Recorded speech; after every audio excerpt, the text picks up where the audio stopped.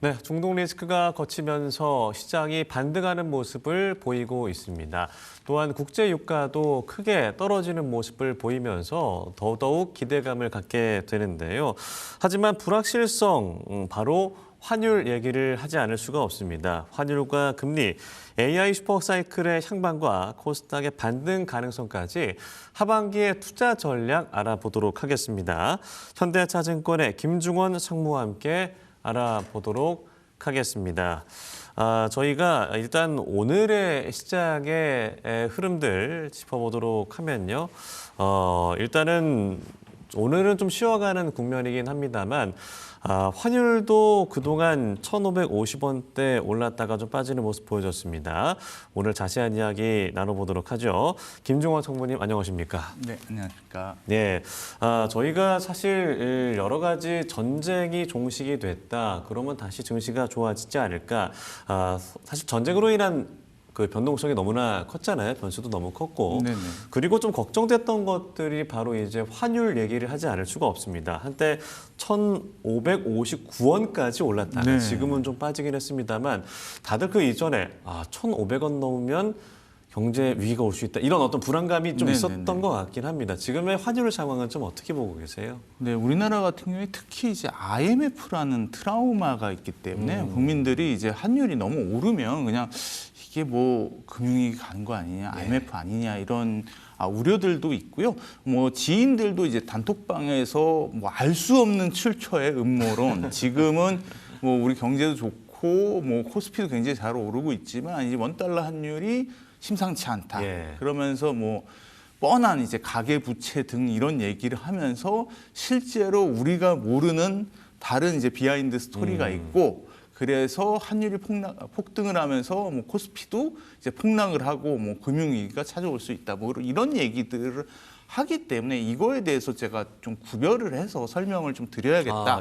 네, 이렇게 생각해서 이제 준비를 한 자료라고 보시면 될 것 같고요. 네. 달러가 그러니까 원 달러 환율이 왜 이렇게 오르는지는 이제 크게는 두 가지 요인이 있다라고 볼 수 있을 것 같습니다. 일단은 달러 자체가 이제 구조적인 강세 요인이 첫 번째로 있고 두 번째는 오히려 반대로 원하는 구조적인 약세다. 이 두 가지가 모두 있기 때문에 환율이 이렇게까지 오르는 거다라고 좀 볼 수 있어서 달러는 왜 구조적인 강세인가라는 부분을 좀 먼저 설명드리도록 하겠습니다. 그래서 2012년 쯤에 이제 셰일혁명이라는 게 있었습니다. 그러면서 미국의 원유 생산량이 굉장히 가파르게 이제 증가했는데 미국은 알다시피 이제 기축통화국입니다. 그러면서 달러를 찍고 달러가 이제 전 세계에 돈이 되다 보니까 미국은 그걸로 찍은 달러로 소비를 하면 전 세계로 이제 달러가 공급되는 구조였고요. 그 전까지는 이제 그러니까 셰일혁명 이전까지는 미국이 원유를 수입했죠. 그러면서 중동으로부터 원유를 이제 대량으로 수입하면서 달러를 글로벌에 한 100이라는 달러를 공급했다. 한다면 2012년에 이제 셰일혁명이 일어나서 미국의 일간 원유 생산량이 급증을 하게 됩니다. 그래서 그쯤에 한 1,000만 배럴 정도가 넘고 최근에는 이제 1,600만 배럴 정도까지 올라갔는데 이 정도 수준이 어느 정도냐라고 하면 뭐 최근에 이제 이란 전쟁이 종전됐고 이란이 뭐 7대 원유 생산국이다 이렇게 얘기를 하는데 그러면서 이제 국제 유가도 많이 오르고 그랬는데 이란이 일간으로 200만에 300만밖에 생산 안 됩니다. 그러니까 미국이 전 세계에서 가장 많이 생산되는 셈이고요. 그러다 보니까 이제 미국은 원유 순수입국에서 이제 원유 순수출국으로 바뀌었습니다. 그렇게 되니까 어떻게 되냐면 이제 그 원유에 쓰는 달러, 돈을 이제 페트로달러라고 하는 말을 붙이는데 페트롤을 원유라는 뜻이다 보니까 그 페트로달러가 100을 공급했는데 전 세계에 100이라는 게 사라졌습니다. 근데 100만 사라졌냐 보면 이제 우리나라나 일본 같이 이제 원유가 없는 국가들이 이제는 중동을 넘어서 미국으로부터 원유를 수입해 오거든요. 그러니까 전 세계에서 달러를 들고 미국 원유를 사는 100이라는 돈을 들고 미국 원유를 사간다. 그래서 작년 기준으로 미국의 주요 수출품을 보면 1등도 원유 관련 제품이고 원유고 3등도 원유 관련 제품입니다. 이제 원유가 미국의 최대 수출품이다라고 본다면 이렇게 되면 전 세계에 사라진 달러는 얼마냐?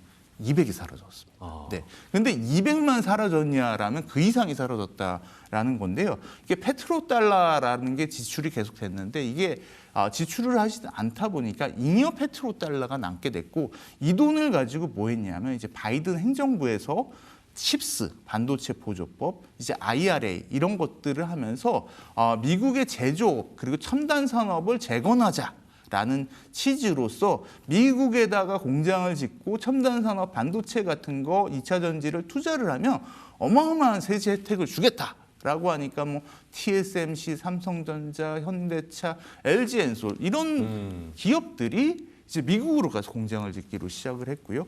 이제 그게 계속 지속이 되는 게 이제 트럼프 2기에 와선 뭘 바이든이 돈을 주면서 이제 자금을 유치하냐. 나는 그냥 관세 매기면 되지 않냐. 관세 매겨서 거기서 미국이 생산하지 않으면 관세 매기게 되니까 자연히 당연히 미국에 공장을 짓게 된다. 그리고 너희들 뭐 공장만 짓지 말고 미국에 대미 투자해라. 그래서 한국이라든지 일본이라든지 유럽 등에 대미 투자하게 됐고요. 작년에 그래서 관세 협상을 맺으면서 우리나라도 10년간 2천억 달러의 대미 투자를 하게 됐습니다. 그러니까 시엘 혁명 이후에 사라진 그 달러가 전 세계 공급이 사라진 게 뭐 200만 사라진 게 아니라 이제 그 칩스라든지 그런 리쇼어링 정책으로 인해서 또 글로벌 기업들이 백을 들고 미국에 재투자하면서 결국은 전 세계에 사라진 달러가 300이 없어지니 달러 공급 자체가 줄어들다 보니 이제 달러 지수 추이를 사실 이렇게 준비를 해왔는데 안 나오고 있지만은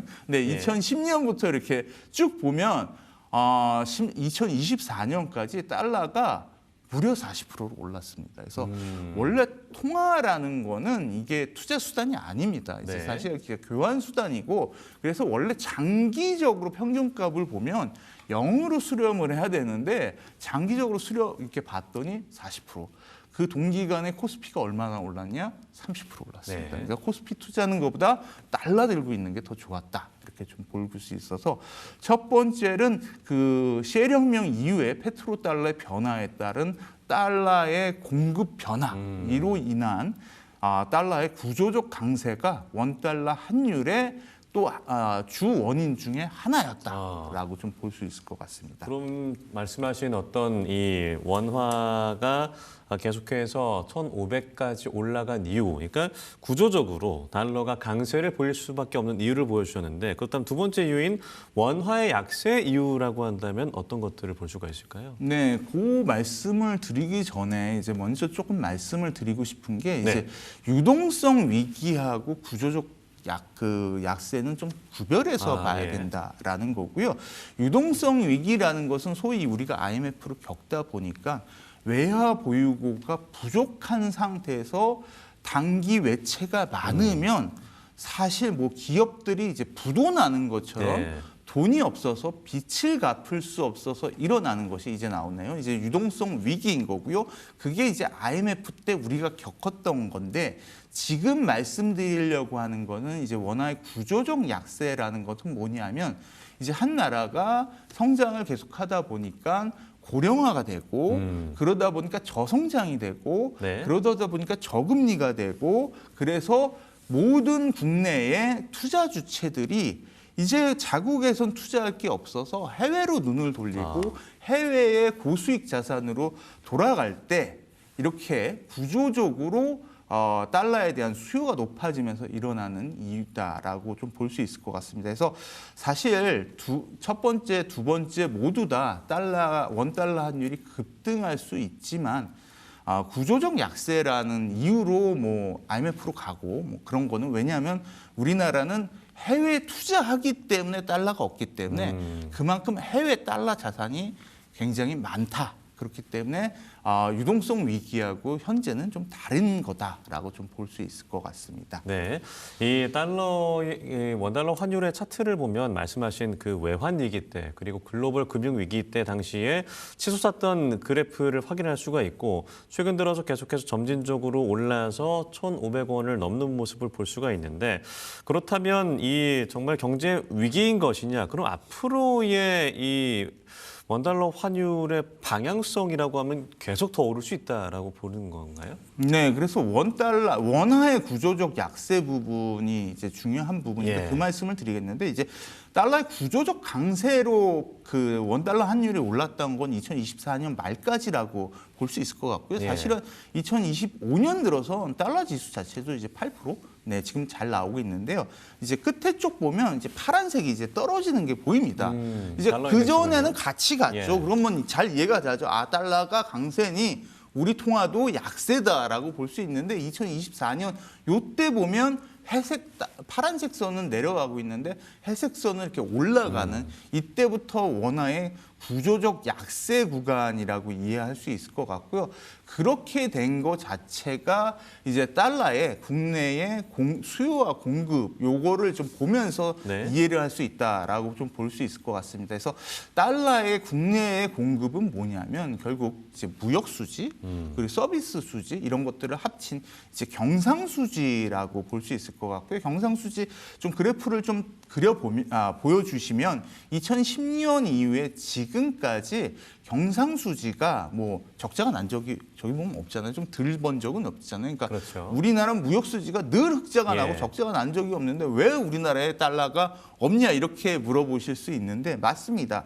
근데 따져봐야 될 게 2010년 이후에 우리가 달러가 국내로 유입된 게 뭐 따져보면 뭐 한 710억 달러 정도가 이제 유입됐다. 평균 경상수지 흑자액이 그 정도 됐다. 이렇게 좀 볼 수 있을 것 같은데요.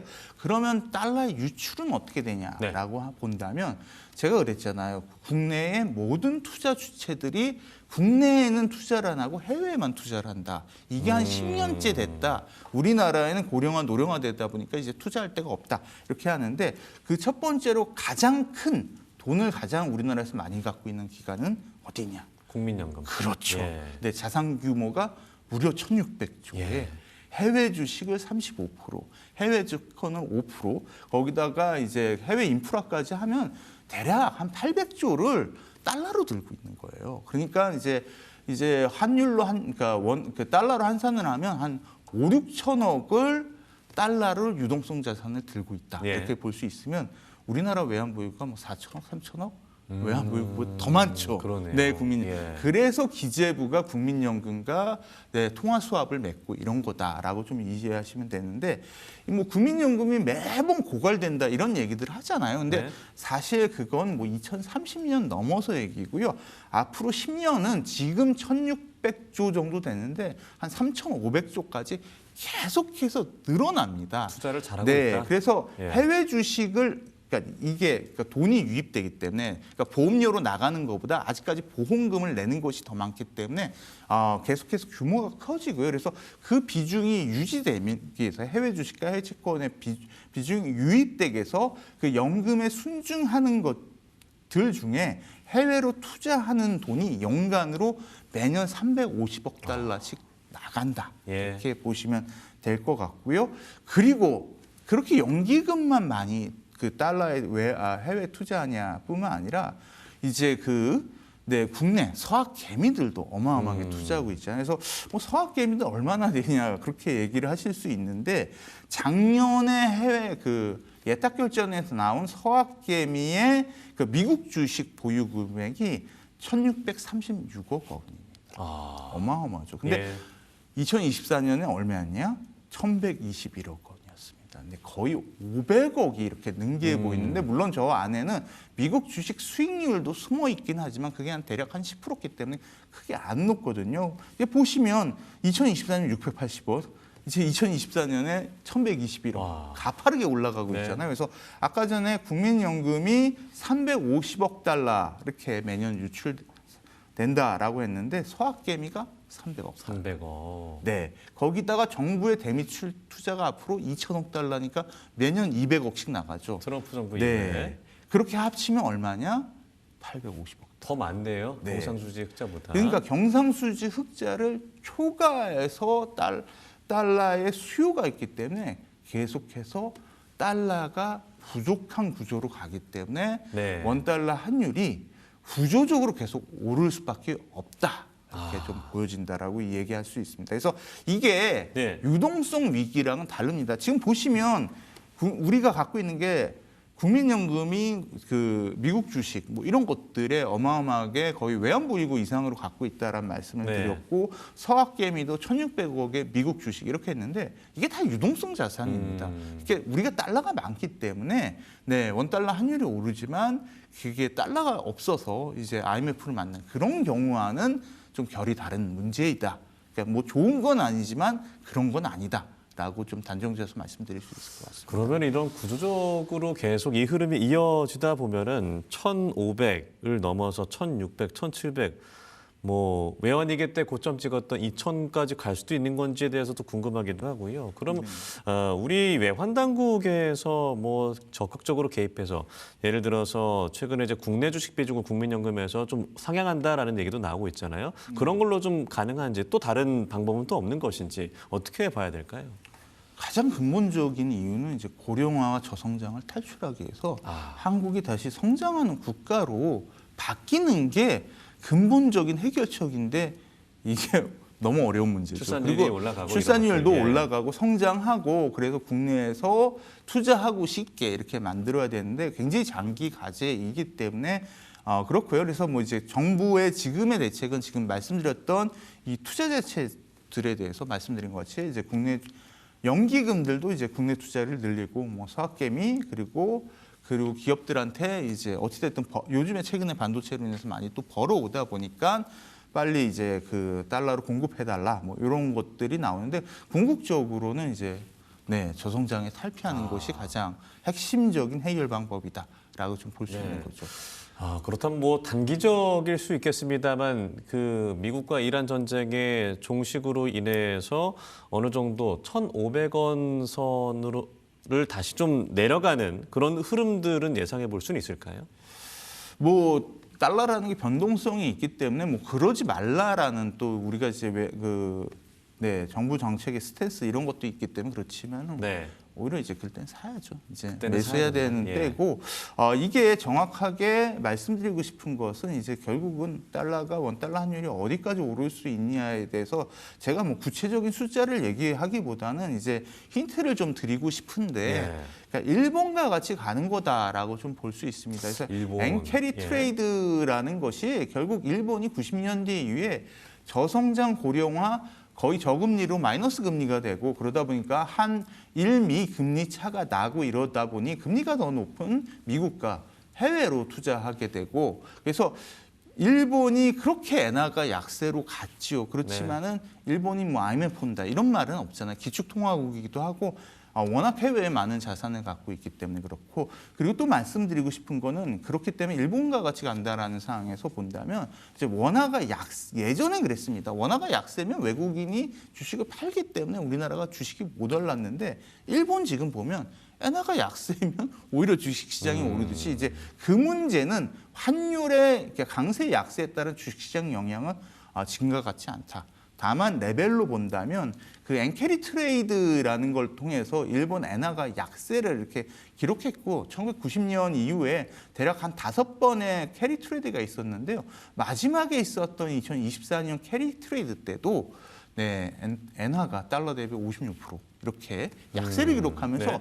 와 이제 일본이 물가가 굉장히 싸졌다 우리한테 그래서 일본 여행 가자라고 붐을 일으켰던 기억이 나시는 것 같이 이제 우리도 좀 그 길을 걷고 있고 사실 요즘에 이제 원화가 많이 약세로 가면서 이제 동남아에서 많이 관광들 오시고 호텔이 이제 서울에 없다 뭐 이런 것들도 사실 빠르게 일본 케이스를 따라가고 있는 거다. 그래서 그 정도 그 엔화가 약세를 갔던 점을 고려할 때 쉽게 달러의 고점을 원달러 환율의 고점을 가늠하지 말아라. 네. 이 정도 수준으로 네.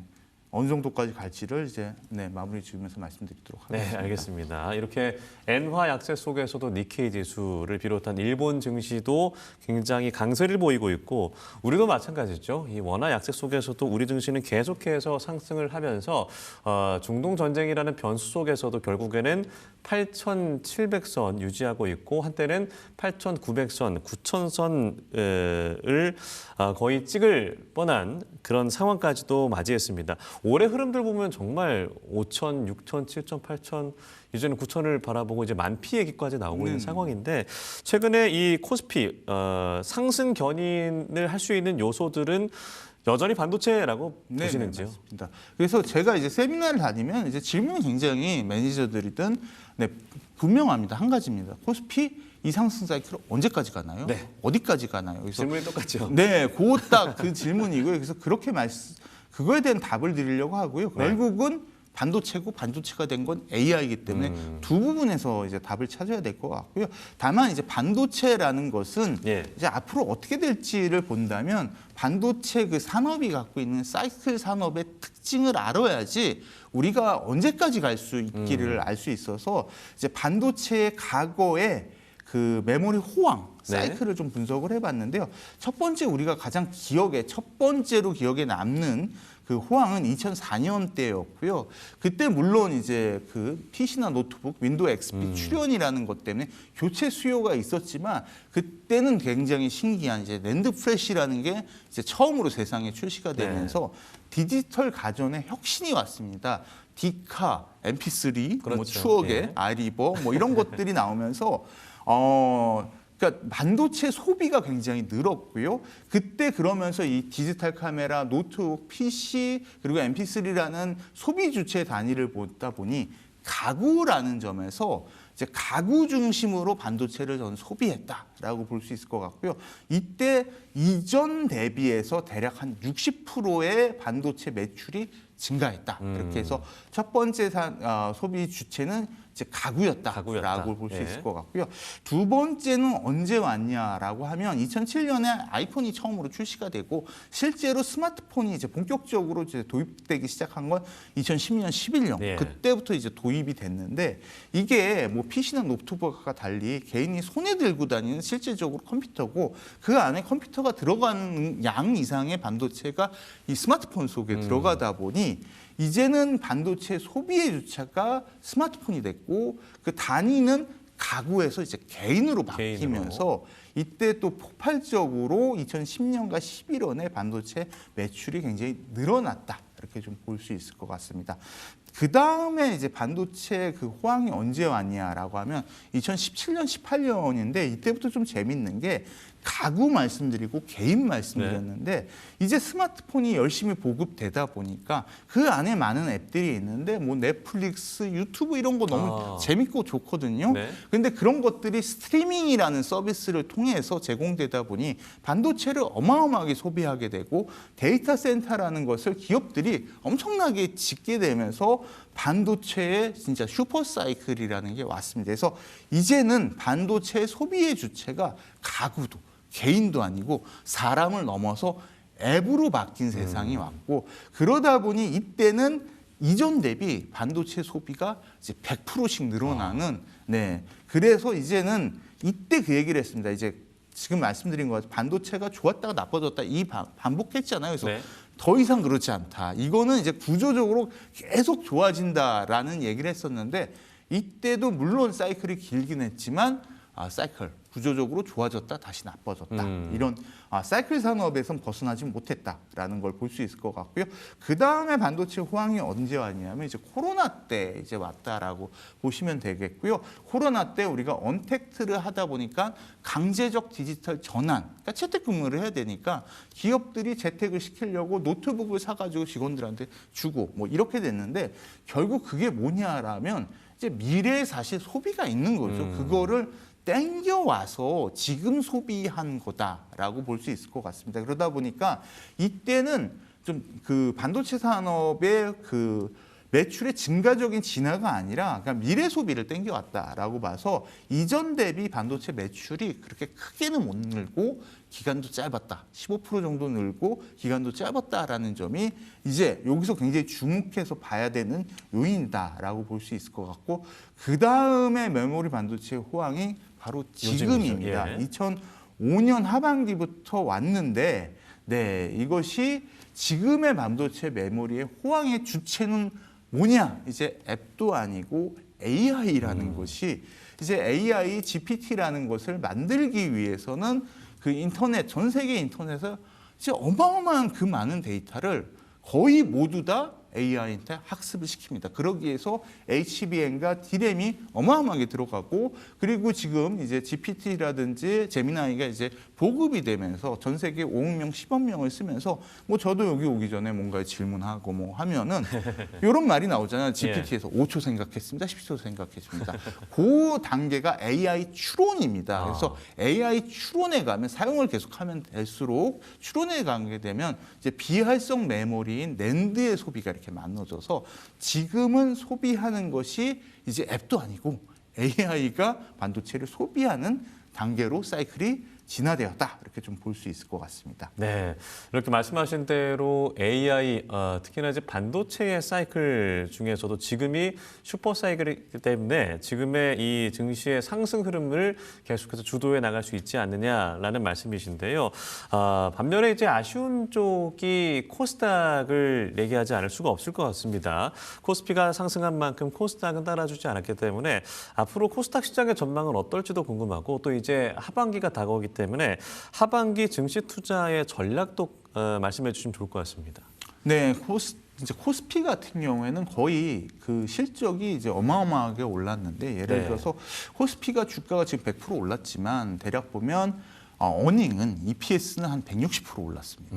네, 그러면 어떻게 되냐?